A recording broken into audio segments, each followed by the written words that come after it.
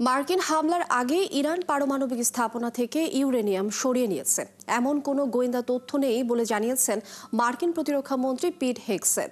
বৃহস্পতিবার পেন্টাগনের এক বিবৃতিতে তিনি দাবি করেন ইরানে হামলা চালিয়ে ঐতিহাসিক সাফল্য অর্জন করেছে যুক্তরাষ্ট্র। তবে পেন্টাগনের বিবৃতির কিছুক্ষণ আগেই যুদ্ধবিরতির পর প্রথমবারের মতো জাতির উদ্দেশ্যে ভাষণ দেন ইরানের সর্বোচ্চ ধর্মীয় নেতা আয়াতুল্লাহ আলী খামেনি। সেখানে তিনি যুদ্ধে ইরান বিজয় পেয়েছে বলে দাবি করেন।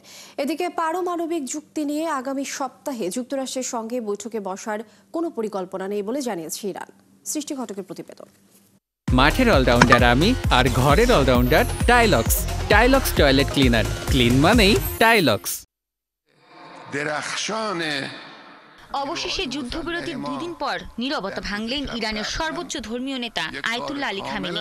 ইসরায়েলের সঙ্গে 12 দিন যুদ্ধের পর তেহরানের রাষ্ট্রীয় গণমাধ্যমে প্রচারিত জাতির উদ্দেশ্যে দেয়া ভাষণে তিনি দাবি করেন ইরান যুদ্ধে জয়লাভ করেছে। তিনি বলেন যুক্তরাষ্ট্র মনে করেছিল তারা যুদ্ধে হস্তক্ষেপ না করলে ইসরায়েলের পতন হবে, তাই তারা সরাসরি যুদ্ধে জড়িয়েছিল। তবে যুক্তরাষ্ট্র এই যুদ্ধ থেকে কিছুই পায়নি দাবি করে খামেনি বলেন হামলার জবাবে যুক্তরাষ্ট্রকে থাপ্পড় দিয়েছে তেহরান। ভুয়া ইহুদিবাদী সরকারের বিরুদ্ধে জয়ের জন্য ইরানের জনগণকে অভিনন্দন জানাচ্ছি। ইহুদিবাদীরা অনেক উচ্চবাচ্য করলেও ইরানের ধাক্কায় তারা পতনের দ্বার প্রান্তে চলে এসেছিল। যুক্তরাষ্ট্র সরাসরি এ যুদ্ধে প্রবেশ করেছিল, কারণ তারা মনে করেছিল যদি তারা যুদ্ধে না জড়ায় তাহলে ইহুদিবাদী শাসন সম্পূর্ণরূপে ধ্বংস হয়ে যাবে। খামেনির এ বক্তব্য প্রচারের পরপরই পেন্টাগনে এক সংবাদ সম্মেলন করেন মার্কিন প্রতিরক্ষা মন্ত্রী পিট হেগসেথ। সেখানে তিনি ইরানের সঙ্গে যুদ্ধে যুক্তরাষ্ট্র ঐতিহাসিক সাফল্য অর্জন করেছে বলে দাবি করেন।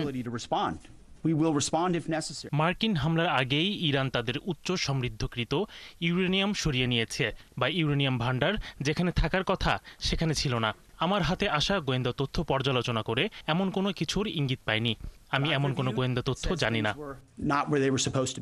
এরই মধ্যে ইসরায়েলকে ইরানি ড্রোন প্রতিহত করতে ফ্রান্স সহায়তা করেছে বলে জানিয়েছেন ফরাসি প্রতিরক্ষা মন্ত্রী সেবাস্তিয়ান লকোহুনো। তিনি বলেছেন ইরান ইসরায়েলের যুদ্ধে বিভিন্ন সামরিক অভিযানের সময় ফরাসি সেনাবাহিনী ভূমি থেকে আকাশ প্রতিরক্ষা অথবা রাফায়েল যুদ্ধবিমানের সাহায্যে ইরানের অন্তত 10টি ড্রোন প্রতিহত করেছে।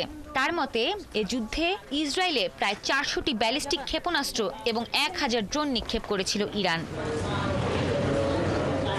এদিকে জাতিসংঘের পরমাণু সংস্থা IAEA থেকে বের হয়ে যাওয়ার সিদ্ধান্ত নিয়েছে ইরান। দেশটির পার্লামেন্টের পর সুপ্রিম কাউন্সিলও এর অনুমোদন দিয়েছে। তবে এতে করে সংকট আরও বাড়তে পারে বলে উল্লেখ করে উদ্বেগ জানিয়েছে IAEA। সৃষ্টি ঘটক, ৭১।